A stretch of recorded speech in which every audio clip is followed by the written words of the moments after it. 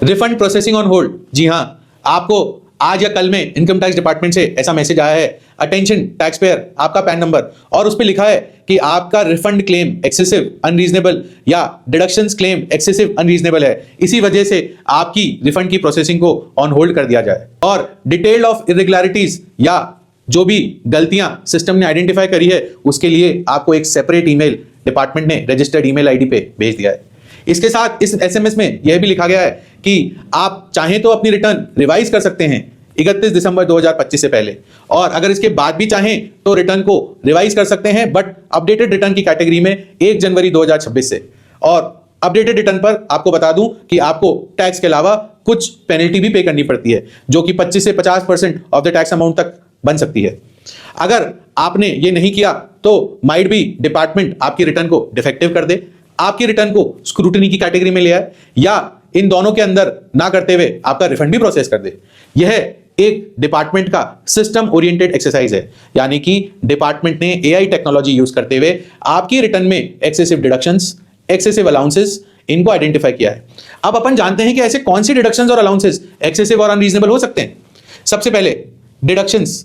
ATC जो कि हमारा होम लोन का प्रिंसिपल रीपेमेंट, हमारी एलआईसी, बच्चों की स्कूल फीस, पीपीएफ, इंश्योरेंस की रसीदें, ईएलएसएस, लिंक्ड इन्वेस्टमेंट्स और एन नंबर ऑफ चीजें जो सब एटीसी में कैटेगराइज होती हैं। एटीडी चाहे मेडिक्लेम हो, चाहे हमारा एटीई एजुकेशन लोन, और ऐसी निम्न डिडक्शंस जो कि गवर्नमेंट ने इनकम टैक्स एक्ट में टैक्स पेयर को दी हुई है, और टैक्स पेयर को यह राइट भी है कि वह उनमें से ओल्ड या न्यू टैक्स स्कीम चूज करते हुए यह डिडक्शंस को क्लेम करे। इसके अलावा एचआरए की डिडक्शन, जो हमारे भाई बहन बैंगलोर में, हैदराबाद में, मेट्रो सिटी में, आईटी सेक्टर में, या किसी कंसल्टिंग कंपनी में, या किसी भी क्षेत्र में नौकरी कर रहे हैं अपने होम टाउन के बाहर,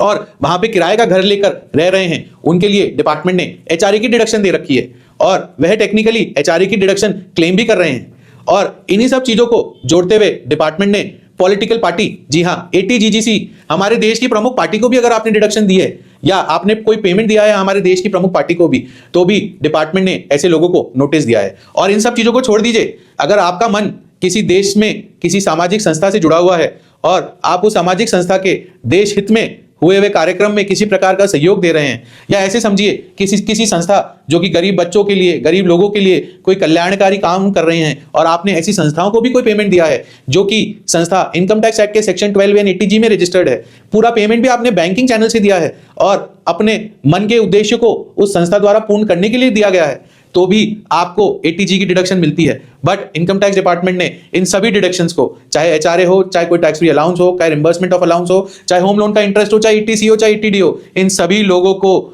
नोटिस देकर मुजरिम की कैटेगरी में लाके डाल दिया है। जी हां, मुजरिम की कैटेगरी में, कि आपने अपना रिफंड गलत क्लेम किया है, आपके डिडक्शंस, आपके अलाउंसेस जो आपने क्लेम किए हैं वे सब गलत हैं। यह डिडक्शंस आप फॉरगो कर दीजिए, रिटर्न को रिवाइज कर दीजिए। और मजे की बात मैं आपको बताऊं, आप अगर अपनी रिटर्न को रिवाइज करेंगे और आप रिवाइज करके यह महसूस करेंगे कि जो रिटर्न आपने जुलाई पहले हफ्ते में भरी हुई थी, जो आज तक प्रोसेस नहीं हुई, चुटकी में रिटर्न प्रोसेस हो जाएगी अगर आपने अपने डिडक्शंस और अलाउंस को फॉरगो कर दिया। बट क्या हमें ये डिडक्शंस, अलाउंसेस जो हमने टेक्निकली सही क्लेम किए हैं उनको फॉरगो करना चाहिए? मेरे हिसाब से अगर आपने कोई डिडक्शन, अलाउंस टेक्निकली सही क्लेम करे हैं, एज पर द नॉर्म्स पे किया है, बैंकिंग चैनल से पे किया है, और इनकम टैक्स एक्ट की रूल्स एंड गाइडलाइंस को ध्यान में रखते हुए पे किया है, तो आपको किसी प्रकार का डर या किसी प्रकार का रिटर्न को रिवाइज करने की जरूरत नहीं है, और ना ही आपको करना चाहिए। और मेरी रिक्वेस्ट गवर्नमेंट ऑफ इंडिया से, या जो ऑफिशियल्स ऐसे मैसेज को ड्राफ्ट करते हैं और जनरल पब्लिक में सर्कुलेट भी करवाते हैं, उनसे यही रहेगी